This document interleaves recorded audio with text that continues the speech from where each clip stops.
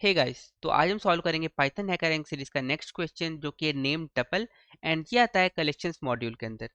तो सबसे पहले समझते हैं कि नेम टपल होता क्या है और इसको यूज कैसे करते हैं। सो बेसिकली इसने क्वेश्चन में एक्सप्लेन किया हुआ है 2-3 लाइनों में, बट मैं आपको एक सिंपल भाषा में बता दूं कि नेम टपल क्या होता है। देखो, आपको पता है कि टपल क्या होता है। टपल बेसिकली हम एक ब्रैकेट के अंदर लिस्ट ऑफ वैल्यूज देते हैं। जैसे यहाँ पे एक ब्रैकेट है और लिस्ट ऑफ वैल्यूज है, तो एक ये अगर सिंपल इसको कंसिडर करो तो ये एक टपल है, ठीक है। अब इसके वैल्यूज को कैसे एक्सेस करोगे? इंडेक्स के थ्रू। इंडेक्स 0 पे 1 होगा, इंडेक्स 1 पे 2 होगा, ठीक है। बट अगर आपको एक टपल बनाना है और उसके वैल्यूज को इंडेक्स नहीं बल्कि एक एट्रीब्यूट का नाम यानी कि नाम से एक्सेस करना है, तो उसके लिए आप यूज करोगे नेम टपल का। एग्जाम्पल देखते हैं। पहले इंपोर्ट कर लो नेम टपल कलेक्शंस मॉड्यूल से एंड उसके बाद एक नेम टपल का ऑब्जेक्ट बनाओ। ओके, सो नेम टपल का ऑब्जेक्ट है ये, जिसके अंदर हमें दो वैल्यूज पास करनी पड़ेगी। पहली वैल्यू है आपका नेम टपल का नाम। सो बेसिकली मुझे एक नेम टपल बनाना है पॉइंट नाम से। सो ये पॉइंट नाम मैंने पास किया। एंड सेकेंड हम पास करेंगे एट्रीब्यूट्स, ठीक है। अब एट्रीब्यूट्स जो हम पास करेंगे उसको पास करने का काफ़ी अलग अलग तरीका होता है। जैसे इसने यहाँ पे एक स्ट्रिंग पास किया जिसके अंदर दो वैल्यूज है एक्स और Y, comma separated.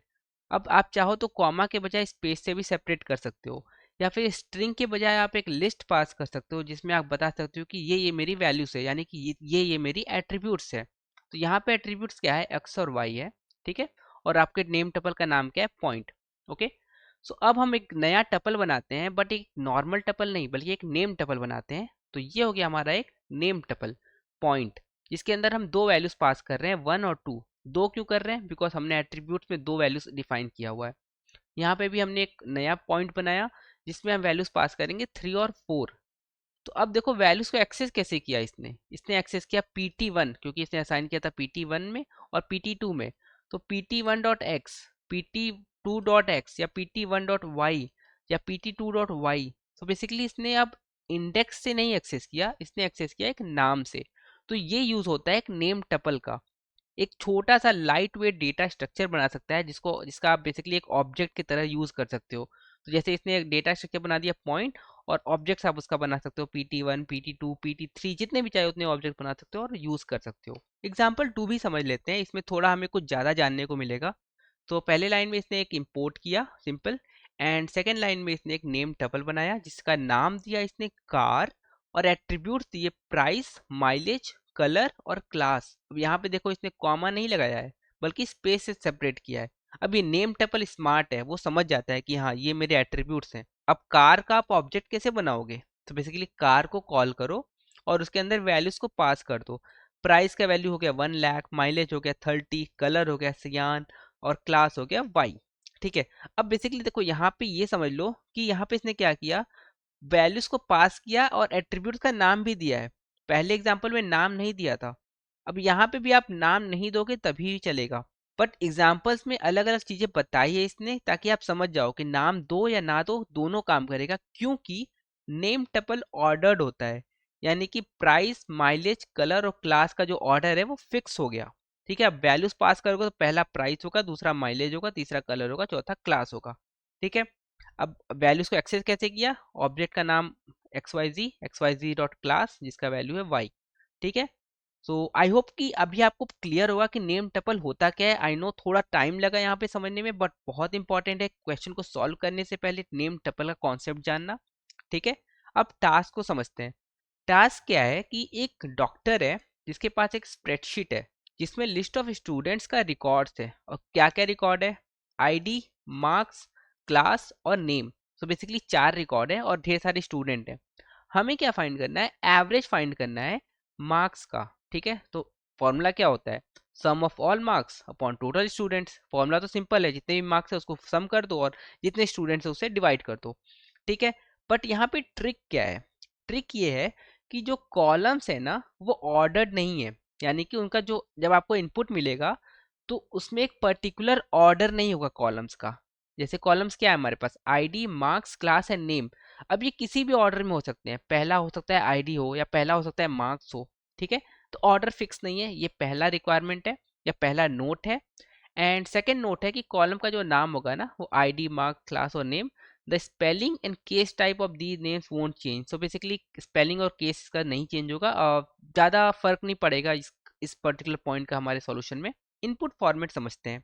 The first line contains integer and total number of students, जैसे यहाँ पे टेस्ट केस 1 में टोटल नंबर ऑफ स्टूडेंट्स है 5। Second line contains columns, name of the columns, और ये किसी भी ऑर्डर में होगा। For example ID, marks, name और क्लास। पर टेस्ट केस 2 में देखो मार्क्स, क्लास, नेम और आईडी, यानी कि ऑर्डर फिक्स नहीं है, पर हाँ वैल्यूज फिक्स है कि भाई यही 4 में से होंगे। And next n line contain marks, IDs, names and class under their respective columns, यानी कि 5 स्टूडेंट है तो उन पांचों स्टूडेंट का रिकॉर्ड्स नेक्स्ट 5 लाइन्स पे होगा। अगर 10 स्टूडेंट्स होंगे तो 10 लाइन्स का रिकॉर्ड्स होगा आगे, ठीक है। ये तो होगा हमारा इनपुट फॉर्मेट। आउटपुट में क्या चाहिए, एवरेज मार्क्स, वो भी 2 डेसिमल प्लेसेस तक, ठीक है। फॉर एग्जाम्पल देखो टेस्ट केस 1 का जितने भी मार्क्स है उसका एवरेज करोगे तो आउटपुट आएगा 78। टेस्ट केस 2 का आएगा 81। अब ठीक है, इसका आप मैथ कर सकते हो, इसमें यहाँ पे करके दिखाया हुआ है पहले का, एंड सेकंड का भी इसी फॉर्मूले से कर सकते हो। एक और जो चैलेंज इसने दिया है हमें वो ये है कि क्या आप इसको 4 लाइन्स या उससे कम में कर सकते हो। तो गैस इस चैलेंज को हम एक्सेप्ट करते हैं, बट हम सबसे पहले सॉल्यूशन नॉर्मली करेंगे, यानी कि नंबर ऑफ लाइन्स की फिक्र नहीं करेंगे, एंड उसके बाद जब हमें सॉल्यूशन मिल जाएगा तो इसको चेंज करेंगे 4 लाइन के कोड में। तो चलो अब सॉल्यूशन देखते हैं। सबसे पहले हमें क्या मिलेगा, n, यानी कि नंबर ऑफ स्टूडेंट, तो हम कहेंगे n is equal to int and input. उसके बाद हमें मिलेंगे कॉलम्स। तो गाइस अगर देखोगे तो कॉलम्स क्या होंगे, मार्क्स, क्लास, नेम और आईडी, या आईडी, मार्क्स, नेम और क्लास। सो हमें जो इनपुट मिलेगा वो एक स्ट्रिंग मिलेगा स्पेस सेपरेटेड, जिसमें हमारे 4 कॉलम्स होंगे। तो क्यों ना हम अपना नेम टपल यही इनपुट लेते ही बना दे, ठीक है। तो सबसे पहले नेम टपल को इंपोर्ट करो, from collections import named tuple.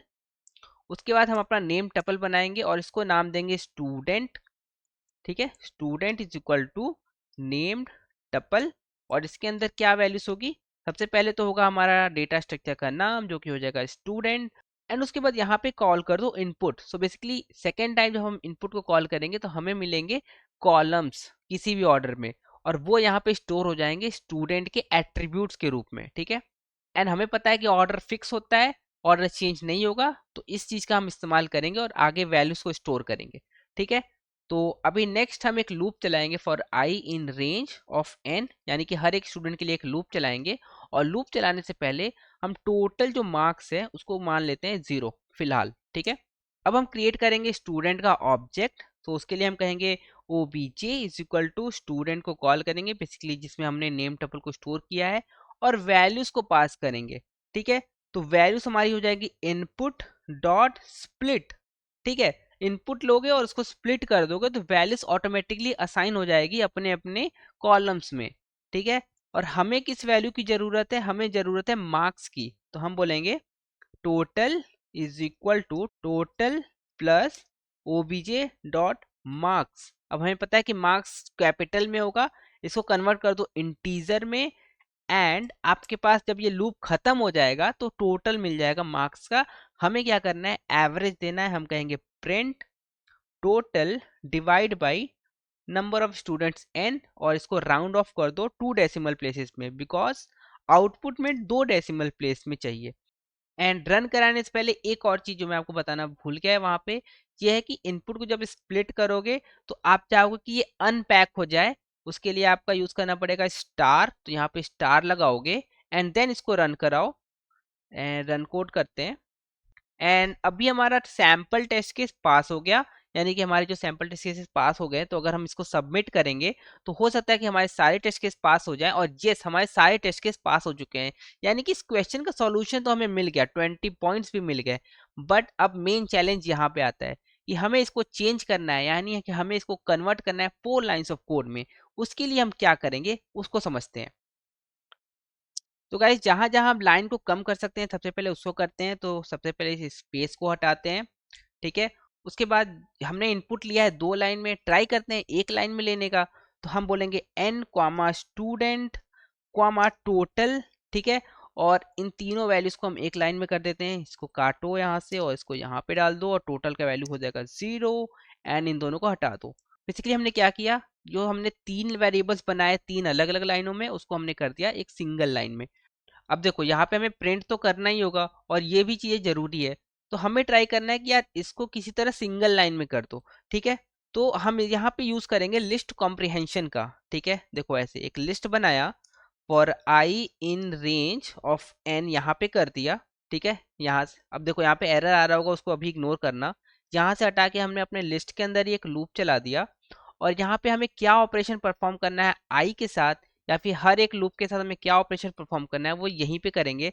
तो उसके लिए हम क्या करेंगे, स्टूडेंट ले लेंगे, स्टूडेंट का ऑब्जेक्ट क्रिएट करेंगे यहाँ पे एंड यहीं पे इसको डॉट मार्क्स को कॉल करेंगे, ठीक है। एंड इसको हमें सम करना है, तो सम करने के लिए हम क्या कर सकते हैं, यहाँ पे मेथड को कॉल कर सकते हैं सम एंड इसको कर दो ब्रैकेट में क्लोज एंड इसको हटा दो यहाँ पे, ठीक है। एंड इवन गाइज हमें टोटल की जरूरत नहीं है अब यहाँ पे, बल्कि टोटल इज इक्वल टू हम सम को कर सकते हैं एंड उसके बाद हम अपना आउटपुट प्रिंट कर सकते हैं। एक बार और समझ लो कि इस लाइन को मैंने कैसे बनाया। सो बेसिकली लूप मैंने सिंगल एक लिस्ट में चलाया लिस्ट कॉम्प्रिहेंशन का यूज करके एंड हर एक लूप में क्या होना चाहिए, स्टूडेंट का एक ऑब्जेक्ट क्रिएट होना चाहिए एंड उसके बाद डॉट मार्क्स को हमें एक्सेस करना है एंड जितने भी मार्क्स आएंगे वो एक लिस्ट में स्टोर हो जाएंगे और उसका सम कर दो आप, ठीक है। एंड सम करने के बाद इसको टोटल कर दो। अब यहाँ पे जो एक चीज मिसिंग है वो ये है कि हमें इसको इंटीजर में कन्वर्ट करना होगा, बिकॉज अगर इंटीजर में कन्वर्ट नहीं किया तो ये by default as a string रहता है, ठीक है। तो अब इसको रन कराते हैं और टेस्ट करते हैं अपना कोड। यस, हमारा सैंपल टेस्ट केस पास हो गया, सबमिट करते हैं कोड को एंड सारे टेस्ट केस पास हो गए। तो गाइज इसका चैलेंज भी हमने एक्सेप्ट कर लिया और अगर आपको लगता है कि यार ये चैलेंज करने में मजा आया तो यार जरूर चैनल को सब्सक्राइब करो, बिकॉज हमने काफी सारे क्वेश्चन सॉल्व किए साथ में। बेसिकली अभी देख सकते हो 375 पॉइंट्स है हमारे पास हैकर रैंक पे। हमने स्टार्ट किया था 0 से, यानी कि हर एक क्वेश्चन को सॉल्व करते हुए यहाँ पे पहुंचे हैं एंड अभी हमारे पास 4 स्टार है पाइथन हैकर रैंक पे। एंड गाइज मेरा प्लान पूरा है कि हर एक क्वेश्चन को हम सॉल्व करेंगे हैकर रैंक के एंड इस चैनल पे अपलोड करेंगे समझाते हुए। एंड गाइस अगर आप चाहते हो कि मैं ऐसे ही काम करता रहूं तो आप जस्ट मुझे सब्सक्राइब करो, वीडियो को लाइक करो, अपना कमेंट भी करो यार, और मेक श्योर करो कि यार आपका सपोर्ट मुझे दिखे ताकि मैं भी आपको सपोर्ट करता रहूं, ठीक है। मिलते हैं अगले वीडियो में और अगली नेक्स्ट टाइम हम सॉल्व करेंगे नेक्स्ट क्वेश्चन। एंड तब तक के लिए गाइस आप इस चैनल के बाकी वीडियोस को चेकआउट करो।